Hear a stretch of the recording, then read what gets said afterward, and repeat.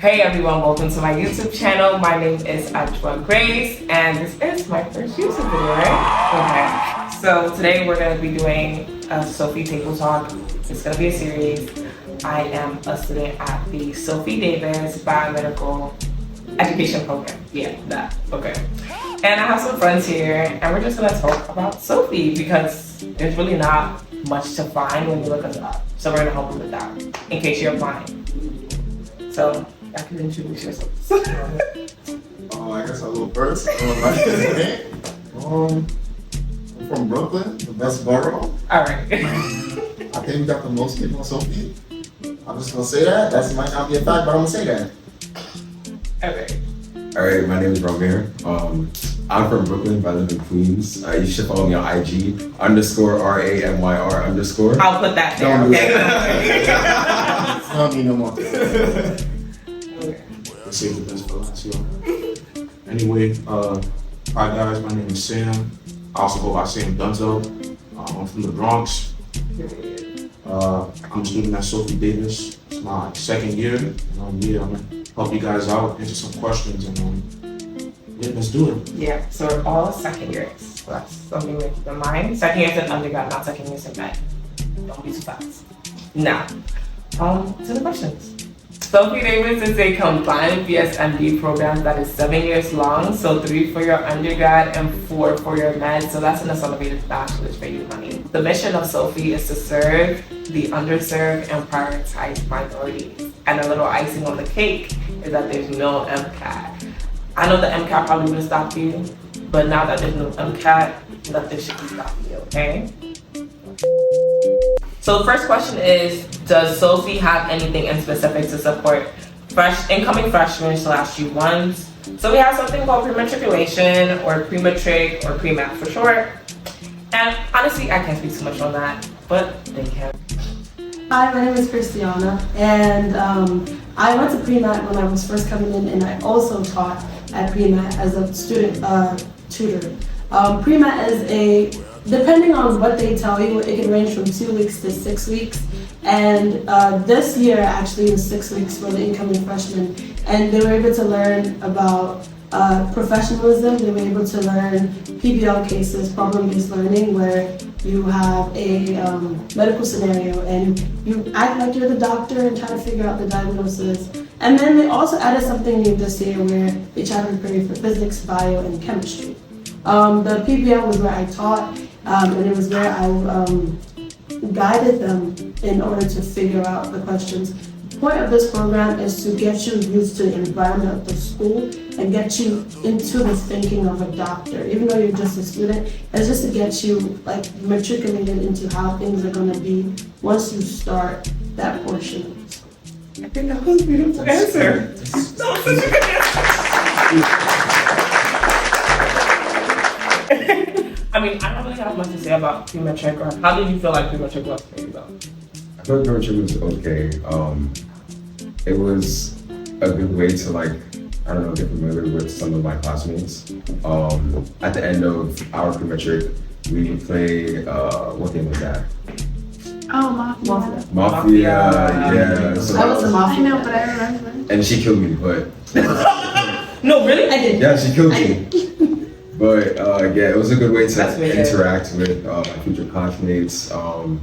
Yeah, and to just get into the groove of becoming a college student. Let's talk about commuting and dorming. Okay, so I'm a commuter. I live in Queens, borderline Queens, Long Island. So my commute can range from 1 hour and 30 minutes on a good day, and 2 hours on a bad day, depending on how the MTA is working out. It sounds bad, but it's honestly not that bad. I feel like with school, it can consume you, but my time on the train, it's really tranquil. I get to listen to music. That's pretty much my alone time. Yeah, it's not that bad, and you still get to make friends. I made all of these friends. I have other friends. Yeah, so commuting doesn't really take away from your college experience. If you want that college experience, you can still get it. Personally, man, I like to wake up early for nothing. it's like commuting struggle for me, but it's also good. It makes you really focus on your schedule because that time you're commuting is time taken away from everything else. Time from studying, time from hanging out. So you really have to like be on top of your stuff, which it makes me. But yeah, it's made me better, definitely. Yeah, I mean, I feel like I was pretty closer compared to those. Like, my commute can be about 15 to 30 minutes. That's a lot. That's a lot. That's not a lot. I mean, I think 15 minutes is a drive. 15 minutes is a drive max, you know? But commuting 30 minutes to an hour max. Hour at the top, like on the worst day ever, like a snow day is when it would ever be an hour. But I enjoy commuting only because I feel like I have the luxury of living closer since I live in the Bronx. And I don't think I would dorm for those reasons because I don't feel like commuting is that hard for me. Yeah. Well, everyone has their own experiences. When I first got to the program, my parents was like, "You're not commuting, you're getting a dorm." I was like, "Fine, then that's good," because I actually don't like the 1 hour and 30 minutes commute. Because I live in Brooklyn, just like Ray, but I live in like a little deeper part of Brooklyn. So I prefer to dorm because it's easier. Like the time they use it to commute, I'm probably just studying and catching up materials. Also, it's just easier to make friends in the dorm and have a little bit of a college life. Because then I get to do fun things with people, go over to their dorms and, you know, hang out and stay up the night and still wake up like as late as possible and get to class faster than people who are commuting. And also, the problem with the train scares me because a lot of the time the L train just chooses not to run and then you have to The A train never works. and then you have to take the shuttle bus from Broadway Junction to like Canarsie, which is the last stop, or the A train is acting up, and then you're just like, all of this? yeah, like the I can train. take the bus too. We have to cross the ocean, okay, whatever. The F train is very reliable, though. I will say that. But the ocean is Very closer to fast. where I live. So I mean, it depends on the train and where you live, but where I live, the L train can be very unreliable at times. Like one time I was going home and I took the L train and the L train literally stopped at like Myrtle Street and that is still in Manhattan. So I had to take the bus. Is it Street? I don't even remember. And I had to take the bus all the way to another stop in Manhattan just to get back on the L train and then get to Brooklyn. I was so pissed. It took me 2 hours least to get home. I was like, there was no way. So I'm sticking to dorming or getting an apartment. Dorming can be expensive, so I'll say do it for the first year. And then get an apartment with somebody that you know and you trust. Heavy on the trust. Heavy on the trust. Heavy on the trust. You don't want no trust issues. Okay, the question is how do you manage your social life and school life? And I'm not gonna lie, I don't think I've been able to balance it. I think I've been going with the flow. And I feel like it's a work in progress. You're gonna get it as time goes on. But if you never have a social life outside of school, you're never going to be able to balance school and other stuff, you know? Yeah, that's how I feel about that. I feel like what you gotta do is, you gotta find something that you enjoy doing. And use the time you're not studying or in school to like do that. So for me, one thing that I do love is basketball. That was like my favorite sport growing up. These guys, I give them buckets anytime in the day. That's not the point. That's not the point of the video. So when I'm not studying, I'm usually watching basketball or I'm playing basketball. Another thing I enjoy doing is just hanging out with my siblings and my friends. We'll talk about what's going on. So you got to make sure you have a balance because this can be a very demanding program at times. So you want to make sure that you're not stressing yourself out. That's very true. What about y'all? Y'all got a life? I feel like I got a life. I mean, you gotta give yourself that time to unplug. Like, yesterday I went to go swim for like my whole team. Like, and that was just like so. Like, I didn't think about school. It was like 4 hours I was in the pool. you just have to give yourself that time. Like you have to balance because if you don't want to be that nigga that's partying, bro, and then you fail, bro. Like that's great. That's good. Like, yeah. I don't know, me. I feel like if I don't want to do work, I'm not gonna do work, and I'm gonna do what I want to do. So, if I want to go out and eat with my friends, I'm gonna do that, and I'm gonna, put work to the side. You kind of have to make time for the things that make you happy, and school sometimes, it don't make me happy, so I'm gonna push it to the side. But yeah, I feel like managing a social life and school isn't hard. Sometimes you just have to, put yourself first. Yeah. Mental health is 100%. 1000%. Put yourself That's first. 0%. Exactly. How can you make friends, study, hang out? Put your mental health first. Put you first. I don't know. I don't know. I'm a person I like to talk, so once I get into like a good conversation, or like if I'm hanging around people that I like, I tend to just forget about work. But I feel like I'm the type of person that once I get home, like I'm really focused on my work, and at the end of the day, everything is going to get done.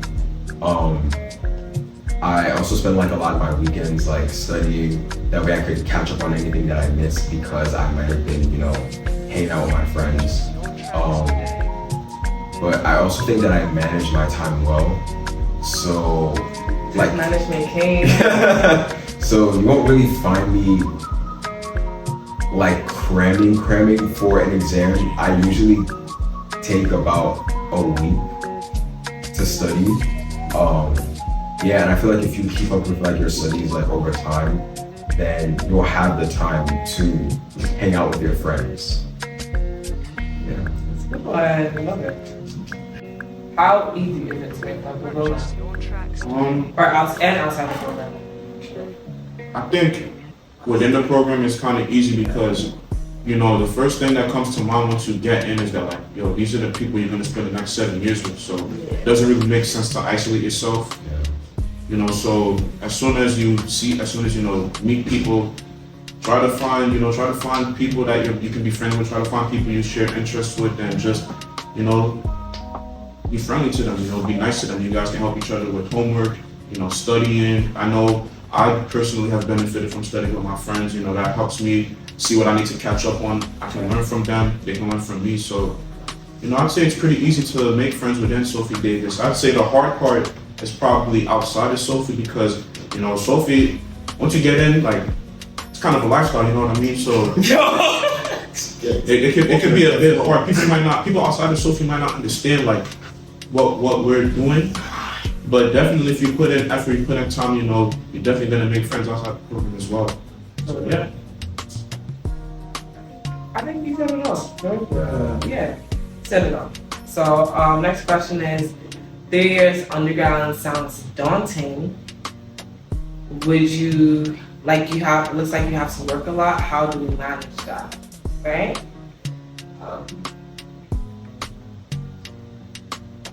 I think it's not about managing, it's really just a journey at the end of the day. Like some days you have it, some days you don't, but you can always catch up, if that makes sense. Don't look at it as a daunting task, but look at it as a day-by-day thing. Look at it as I achieved one semester, and now I have to tackle the next semester.